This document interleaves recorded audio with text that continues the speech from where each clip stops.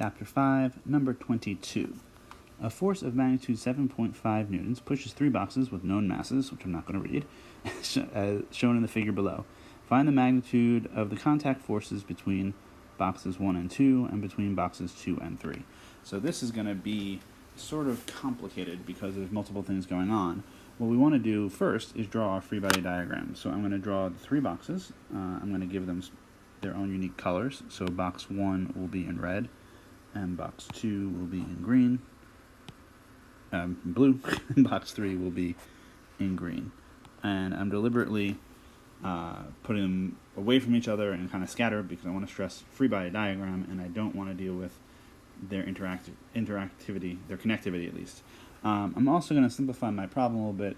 There will be a force pulling down from the earth and a force pushing up from the table or whatever, but those will exactly cancel out because we're told that it moves across the table. So although we should have them in for completeness, we will consider only horizontal motions and therefore have only horizontal forces to be drawn. We should also point out that when we push on this combination and there's basically, I guess we sort of assume it's frictionless. They don't say that here. If there's friction, life is really at this point unknowable. There's not enough information. And he doesn't do friction until chapter 6, so he clearly doesn't want you to do it here. Alright, so we have, when we do this and we push with this force, then the three boxes will start moving together with some acceleration that I don't know, but it will be the same for all of them, and that's the important bit, that A1 and A2 and A3 will be the same. I guess we should label our boxes. 1, 2, and 3. And most importantly now is to go through and put forces on these boxes.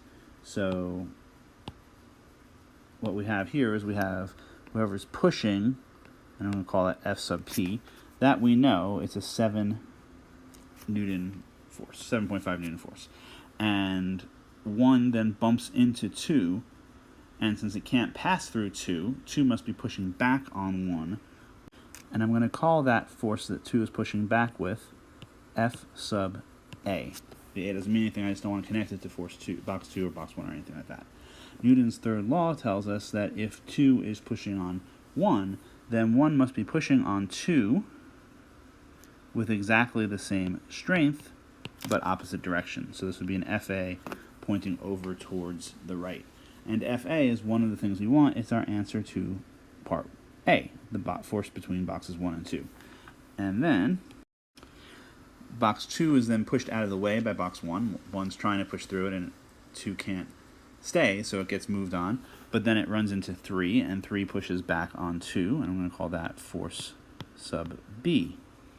But Newton's third law says that if 3 pushes on 2, then 2 pushes on 3, with a force that is opposite in direction, but equal in strength. And here the symbols, FA and FB, tell us, because we use the same symbols in the two different free body diagrams, we're asserting that those forces are in fact equal. It's important to not reuse a name if you don't want the thing to be equal. Alright, and then for each of these objects, we're going to end up with a Newton's second law. So for instance, for box 1,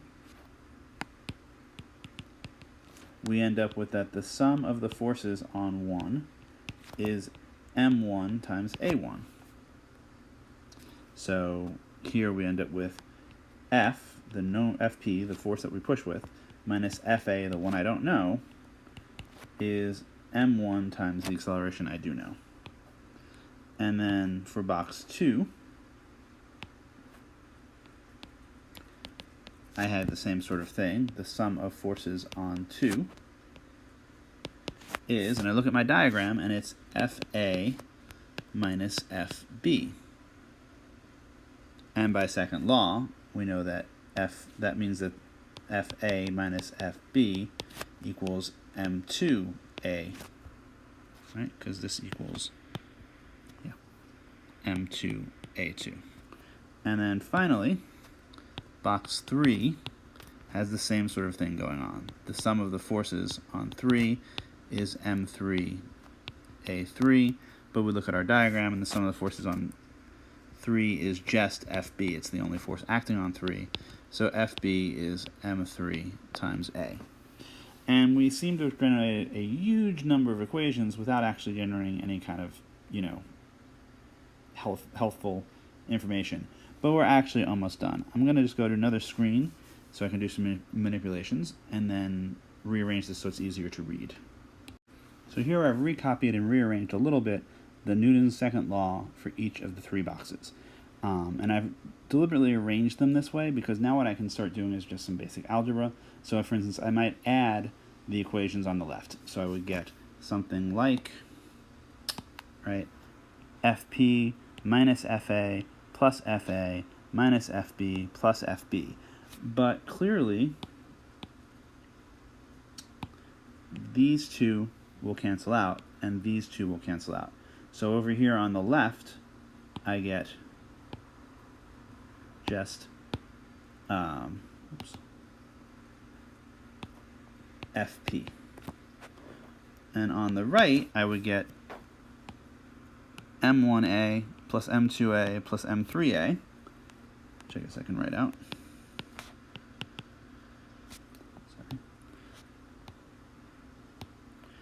M1A plus M2A plus M3A, but I can factor out the A, and I get M1 plus M2 plus M3 times A. So I have FP equals the sum of the masses times A. And honestly, I probably could have just jumped this. If they're moving together as an object, then the external force FP just sees their total mass. All right, and so if we go back and get our numbers, we can actually get the acceleration. We end up with that the acceleration is FP over the sums of the masses, or 7.5 newtons over 1.3 kilograms plus 3.2 kilograms plus 4.9 kilograms, or 7.50 newtons over 9.4 kilograms, giving us an acceleration of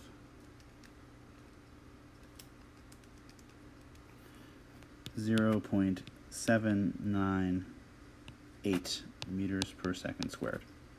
Actually, I think I'm going to carry an extra digit of that anyway, because we don't really want the acceleration, we want the forces, and we don't want to throw away information early. So actually it's 0.7979 meters per second square.